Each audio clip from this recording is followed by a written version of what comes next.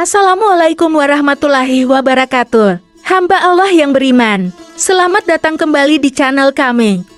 Hari ini kita akan membahas sebuah kisah yang sangat menggugah hati dan penuh dengan pelajaran berharga. Pernahkah kalian mendengar tentang seseorang yang begitu tekun beribadah, tetapi justru terhalang masuk surga karena sebuah perkara yang tampaknya sepele? Apa yang sebenarnya terjadi? Dan apa yang bisa kita pelajari dari kejadian ini? Di video ini, kita akan mengupas tuntas cerita ini, mengungkap apa yang menjadi penghalang bagi ahli ibadah tersebut, dan bagaimana hal-hal kecil yang sering kita abaikan bisa berdampak besar pada akhirat kita. Pastikan kalian menyimak video ini sampai akhir, karena banyak hikmah dan pelajaran penting yang bisa kita ambil. Jangan lupa untuk like, komen, dan subscribe agar kalian tidak ketinggalan konten-konten inspiratif dan edukatif lainnya dari kami. Seorang ahli ibadah dikisahkan terhalang masuk surga karena perkara kecil di mata manusia. Perkara ini bahkan mengalahkan ibadah yang telah dikerjakan selama 70 tahun. Kisah ini diceritakan seorang tabi'in yang bernama Wahab bin Munabbih seperti dinukil Ahmad Izan dalam bukunya La Takhtar Jangan Terbuai. Diceritakan, ada seorang pemuda bertobat dari semua maksiat.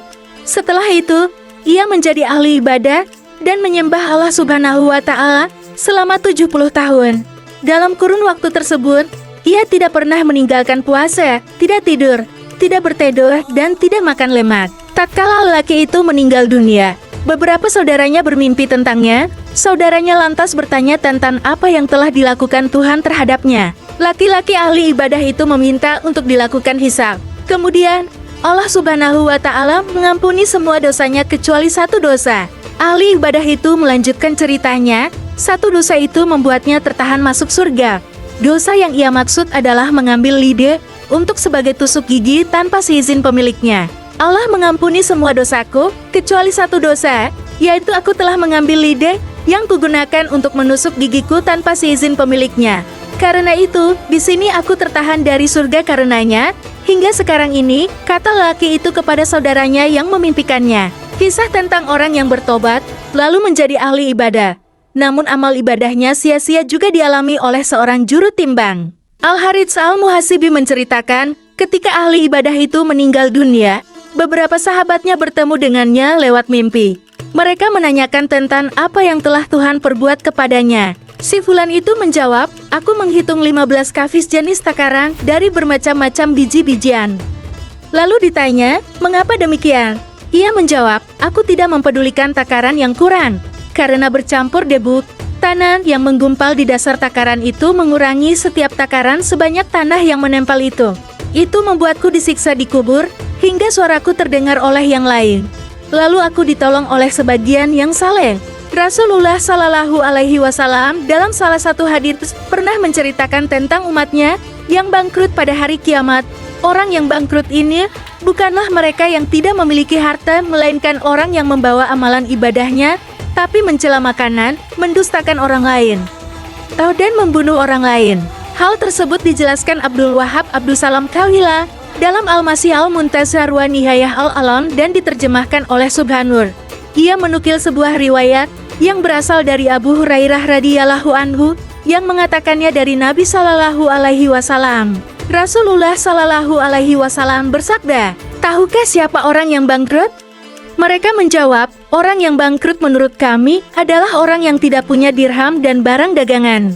Beliau bersabda, orang yang bangkrut adalah orang yang datang pada hari kiamat dengan membawa pahala salat, puasa, zakat, sedangkan ia telah mencaci fulan, mendustakan fulan, memakan harta fulan, membunuh fulan, dan memukul fulan, sehingga kesalahannya ini diambil dari kebaikannya, doa ini diambil dari kebaikannya, sehingga setelah kebaikannya habis, sebelum diputuskan kepadanya, lalu keburukan mereka diambil dan ditimpakan kepadanya, kemudian ia dicampakkan ke dalam neraka.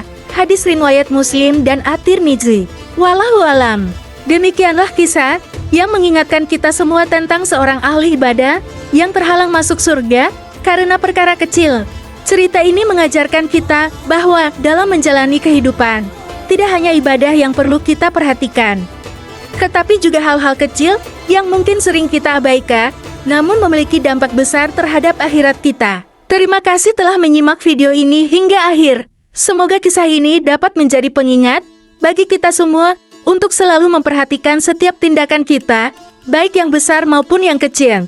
Jika kalian merasa video ini bermanfaat, jangan lupa untuk memberikan like, share kepada teman-teman dan keluarga, serta tuliskan pendapat kalian di kolom komentar di bawah. Jangan lupa juga untuk subscribe dan nyalakan lonceng notifikasi agar kalian tidak ketinggalan konten-konten inspiratif dan edukatif lainnya dari kami. Sampai jumpa di video berikutnya. Wassalamualaikum warahmatullahi wabarakatuh.